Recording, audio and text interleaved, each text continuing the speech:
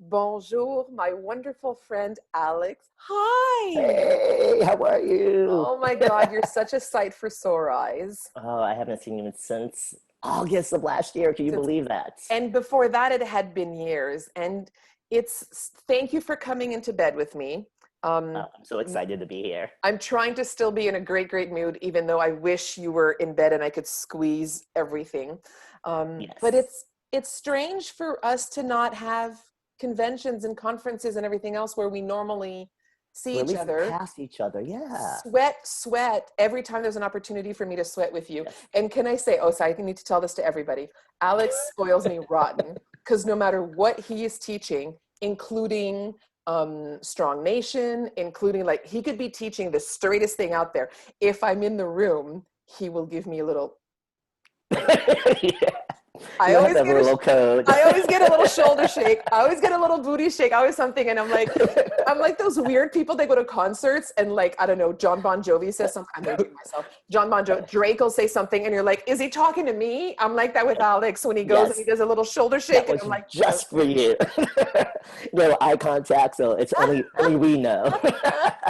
oh, bless your heart. And we Oh, have been moving and dancing and grooving together, and I'm such a big fan of the energy that you bring to everything that you do oh, and thank you so the much. beauty and generosity in your authenticity is just has always been remarkable to me, and I hope allows us to stay connected forever, because being in a room with you means it's a room that's filled with joy. No matter how tough you are, how light you are, no matter what style you're doing, there's always this like want to do better. You've always inspired me to want to move and feel and sweat in a way that celebrates bodies and movement. And so I'm a big, big fan. Oh, that's so good to hear. I think when you love what you do, it just naturally comes out. And Mm. so I think that's the key differentiator for me is that I love every style that I do and I want everyone to feel successful. And so you have to meet people where they're at for all of that to happen. Yeah. And it's really genuine. You love every style that you do. And it's interesting because you and I came into the industry when we did a ton of different styles. And then it feels like Yes. everybody really specialized into something. But tell us a little bit about, before we crack into that, because you've opened this interesting line of conversation. Tell us how you choose a style because you are very multimodal, but you are authentic in those. So you don't, I mean, I think people, I don't want people to think that you take anything that comes at you because you are still choosy about Yes. the styles that you teach, the brands that you work with, the companies that you associate with. Yes. How do you choose them? I do a lot of background work before I even go to the first interview. And Mm, I treat the interview like a real business interview. I think some brands aren't expecting me to ask the questions that I ask. mm, I think I ask some questions that force them to think a little bit about where they see me fitting in with the brand. mm. And after we have that conversation, I want to go take the training. I want to take more classes. I want to make sure that the fit is right before I commit. Now that process could be 3 months.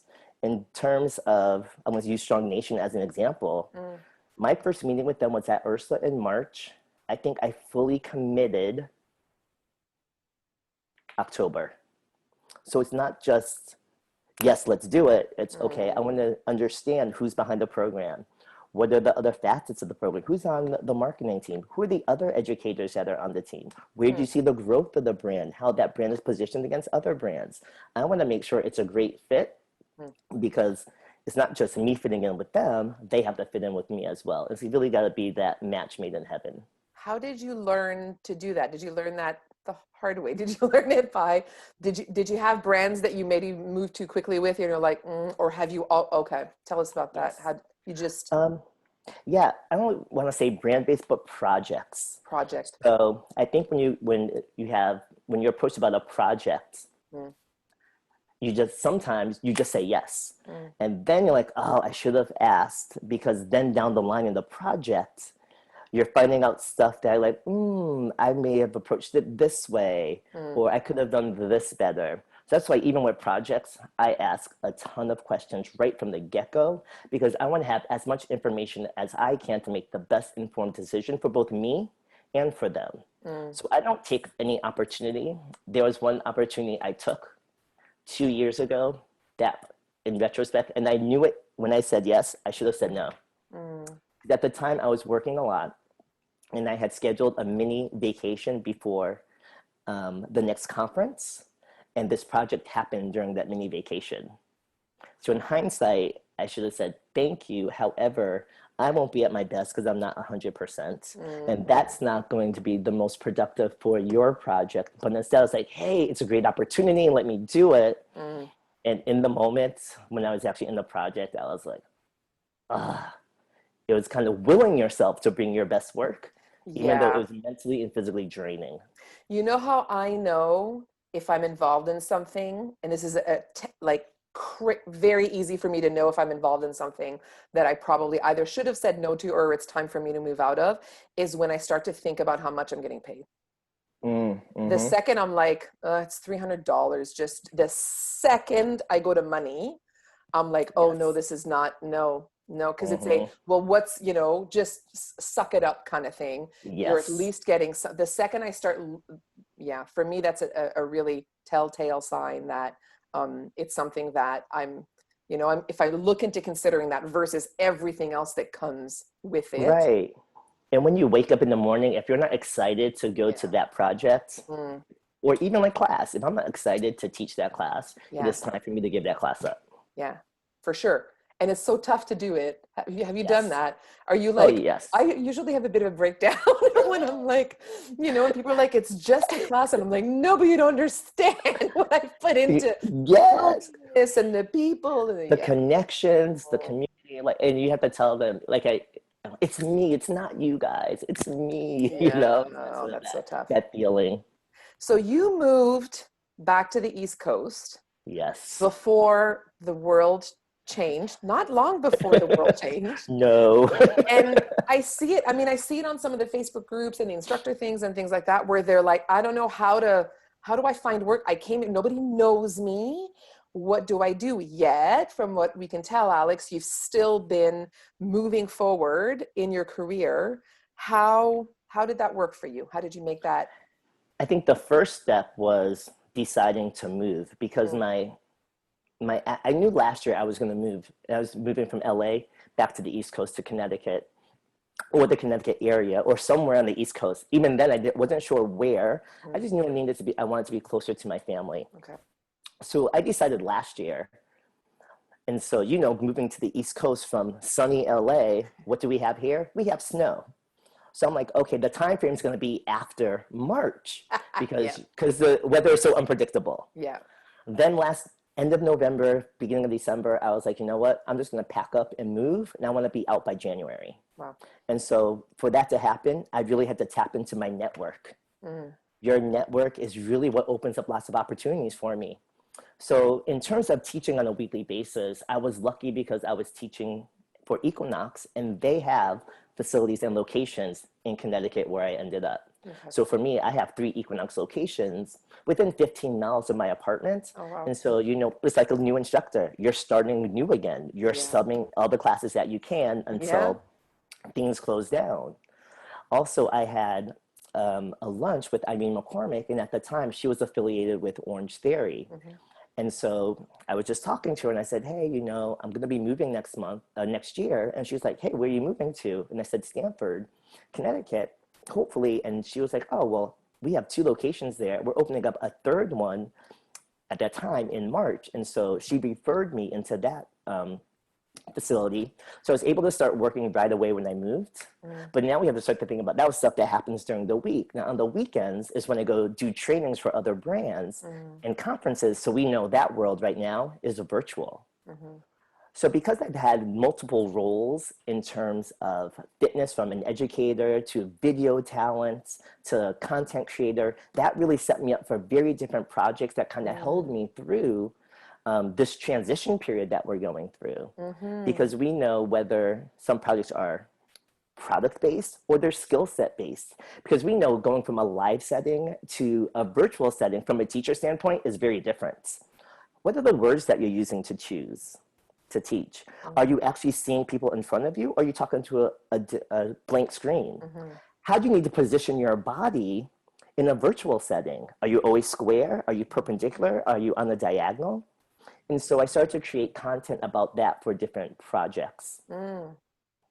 And how did you know? Because one thing that I noticed as as everything happened, and someone like you who's working for on a lot of different projects with a lot of different companies, a lot of different brands, and has all built all these relationships, were you able to notice how the great leaders and decision makers stepped up and helped kind of pivot towards something versus just succumb to essentially when they didn't know, and how the communication was with you? How did you Uh, choose? Absolutely. I think in times of, I won't say distress, but Mm, in times of uncertainty, that is where the real leaders start to shine. mm, So for me, the real leaders, they take charge, they're proactive in their decision making, and mm, that they over communicate. mm, Especially when situations change here on a daily basis, you as an employee want to be told as much information as you can so they can make the best decisions to support you. mm. So being on different teams, I love leaders who lead by example.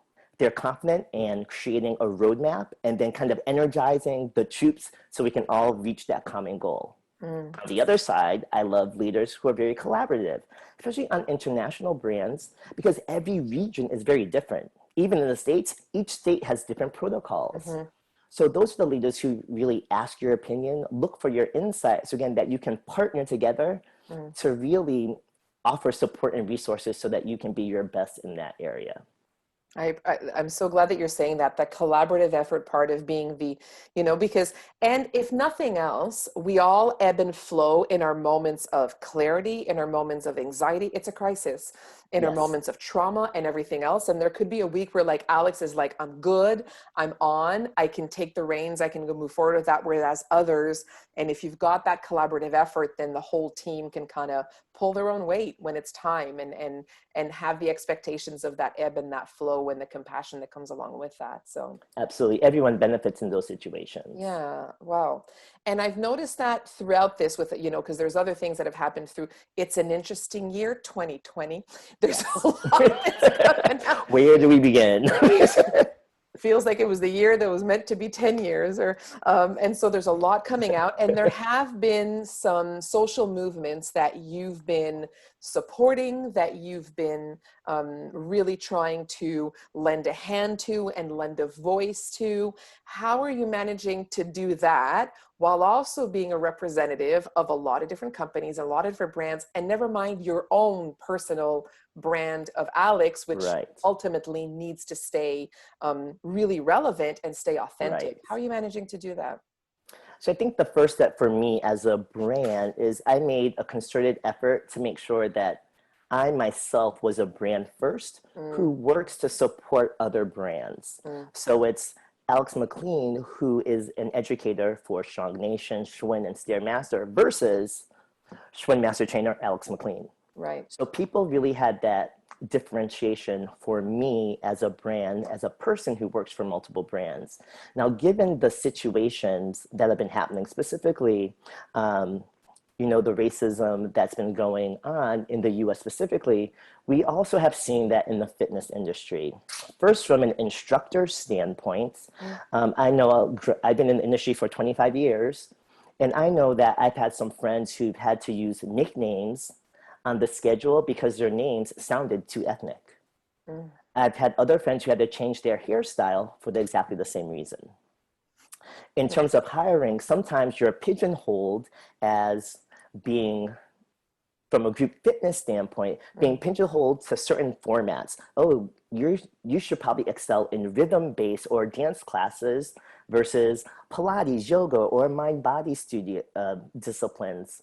For mm, example, I have one friend, she has big hair and even a larger personality. She is a fantastic dance instructor. I would take her class anytime. I actually take her class virtually. mm, But what people may not know is that she is also a fantastic Pilates instructor.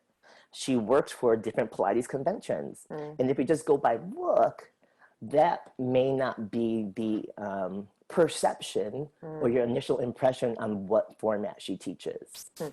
Also, I think people are very surprised because they expect people of color to always use slang versus being a well-spoken individual who uses proper English. Mm. Now that's just from an individual standpoint. Now I start to look at, education teams for brands. Mm. And there we see that the lack of diversity is even more apparent.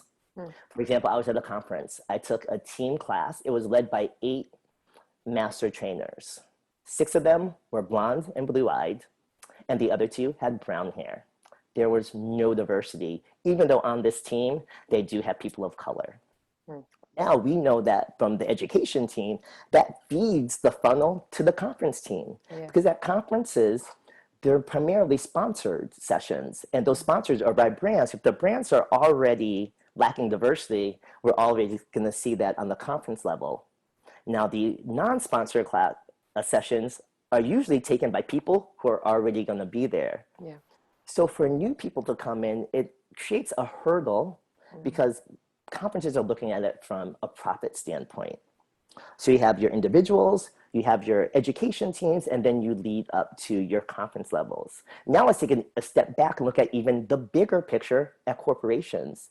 As we start to look through the different levels of management, we see the higher you go, the less inclusive it is. Mm. If we start to look at the marketing isn't representative of the people that you are trying to reach. Mm. And my background is, or my degree is in marketing. So I'm always looking at what are the messages that companies are giving out to their consumers. So I looked at event marketing. So I looked at fitness brands that went on daytime TV, and they weren't on shows that were hosted by Black hosts, such as an Oprah, a Steve Harvey, and Wendy Williams. When I started to look at the videos, the majority of the fitness brands had no people of color on it. Now, there were some that always skew higher, but when you look at the majority, there were no people of color. And so I always challenge companies with this question for that specific scenario. Mm. Would you send an all ethnic cast to a daytime TV show that was hosted by a white person? One, they're kind of thrown off by that question because it's not in the periphery. And then 2, in most cases, the answer is no. Mm. And so my question is, well, why? Mm. Hmm. And taking that to the level of things that we can influence, what would be, after you ask that question, if the question is why, how would you coach them towards or support them towards understanding how it can actually have a positive impact that goes for what we should do for as people who live in a society who want to Right. do well by everybody, and B, also towards profit. Have you been Yes. able to put those 2 things together and help connect that for them? I think it's always a challenge because we know that communication is a two-way street. Yeah. So I think of it this way. From a fitness standpoint, remember when we have a new member or a new client and during that first orientation, 9 times out of 10, the new member really knows the steps that are going to help them reach their goals. Yeah. So we as fitness people really need to dig deeper and really understand what is the root cause on why they're not reaching their goals. Mm. Are they self-sabotaging themselves? Mm. Is this a short-term Band-Aid, or are they in it for the long haul? Mm-hmm. So I would challenge companies to do the same thing. Mm. Are they looking for short-term solutions, or are they looking for the long haul? Mm. I think when you ask that question, my guess, the response is going to be, well, we've always done it like this. Mm. If it's not broke, then why fix it? Mm-hmm. But like you said, like when research shows us that diverse companies make more money than non-diverse companies. Mm. They have new ideas, they bring in new experiences, and they make more money. And we know businesses are driven by money. Mm. So the short term for a company, yes, of course, you need to hire people of color. Yes, you need to put them in positions where they can make decisions or influence key decisions. Yes, you need to have a diversity task force. Yes, you need to be a more active participant in sourcing new talent. Mm, I always ask this question, or I will give this analogy. mm, We as fitness pros, we always ask our members or clients to get uncomfortable so they can create change in their body. right. However, we as the fitness industry are unwilling to go uncomfortable so that we can change the industry. Mm, So that's from the corporate standpoint. So what can we do as individuals? Again, we have to recognize that it is a two-way conversation. So it does have to happen first with the corporations, or they need to be more receptive to that. On an individual basis, we know that fitness is a people business. mm, It is all about relationship building, and the power of a referral is monumental, mm. because we know that the majority of opportunities aren't advertised, they're by referral. Yeah. I know for me, for I would say the past 5 to 6 years, once I was able to build my network, the majority of my opportunities came from referrals, and that was it. And so find those people, open the doors, hold the rope. As Jules Arney would say, I love Jules Arney's example of, like, when you go into a club with a bunch of your friends and you're the one that can like smooth talk the bouncer into letting you in. The second they let you in, then you hold the rope and you Yes. let everybody back in. Or you And then let grab the it, hand, and you have yeah. to bring people up with you. I think Mm, that's one challenge that um, happens in the fitness industry, because we have to recognize the fitness industry is small. And so sometimes people create tension that doesn't need to happen. I think I come from the school of, why can't we all shine? mm. If it's not me, I am happy that someone else is shining in their light to bring stuff forward. So I think that also has to change. Do you think that some of that comes from just places of seeing it from a place of scarcity versus a place of, all the opportunities that are out there? I think it's both. I think Mm, it's scarce. So I know for me as a person of color that if they are looking for a person of color, and if I was looking at it as an audition, if I can read the elements of the audition and I walk into the room, I know exactly who I'm going up against. The same thing happens in fitness. mm, If I know I'm up for an opportunity and they start to talk about it in my head, I can say, okay, then I also know that these 3 or 4 people are also in it, ha, are also up for that opportunity, mm, versus everyone should be able to thrive mm. and really accept those opportunities. I think, you know what, I see the industry itself is, 25, 30, 35 years old if you look at it. And I feel like I will say that you and I are part of this second generation of leaders who are like seeing things from a little bit different place, perhaps understanding how having the mindfulness to sometimes understanding when ego can get in the way, Yes. and surrounding ourselves with a collaborative effort that keeps bringing more and more people in. And I do have a lot of optimism and hope for where that can go. But thank you for sharing those conversations that you're having, because I don't know if everybody feels as brave as they need to be. And my hope is that it's not, absolutely not just people of color that are having those conversations, but everybody's having the conversations. If there Right. isn't a person of color in the room, let's not therefore assume that it's not going to happen, but let's all help one another out and do the right thing, because there is profit in doing the right thing. Yes. And There's absolutely profit. And I don't just mean money. There's just mhm. profit in its, in its grand Yes. definition of in doing the right thing. And just having the conversation and bringing light to the issue Mm, is already a positive first step. right. So the more people that you can bring to the table to have the challenging conversations, Mm, it's okay to be uncomfortable. It's okay to say, I don't know. It's okay. Oh, this has always been my perception. I would yeah. love to understand your perspective on this specific topic. Yeah. I haven't thought of it that way. And that's okay. To not know Yeah, is okay, absolutely. just to, to say I haven't thought of it that way before. And if we are not in a business and an industry of growth and learning, then what are we? This is just a path that has now been exposed to us that we didn't think. In the same way, I don't think any of us expected, I don't know about you, but I never expected to be like spending this much time wondering about bandwidth and wondering, Yes. and I mean like literal bandwidth, not, literal bandwidth, and going like you and I were just getting on going like, are you on Wi-Fi or Ethernet? Right. Never in my life did I think you and I would have a conversation about an Ethernet cable, as opposed to the things that we did. But you know what? We're figuring it out, and it's a new Yes. path of learning and growth. And if we can figure out how to help sedentary people find joy in moving their Moving. bodies again, and stimulating people no matter how tired we are and how exhausted we are in the Yes. projects we're saying yes to that we should. And if we can dig deep and figure that out, then we can figure out virtual, and we can figure out inclusiveness, and we can figure out other things with the same passion and energy and openness to learn and grow and put our minds and hearts and bodies into it, I think. Absolutely agreed. Absolutely agreed. Tell us a little bit to close this off about, so we talked about 2020 being like, whoo, girl, and now Woo! love, and being like, okay, We said Happy New Year to this. we toasted champagne. Do you deserve Right. champagne, girl?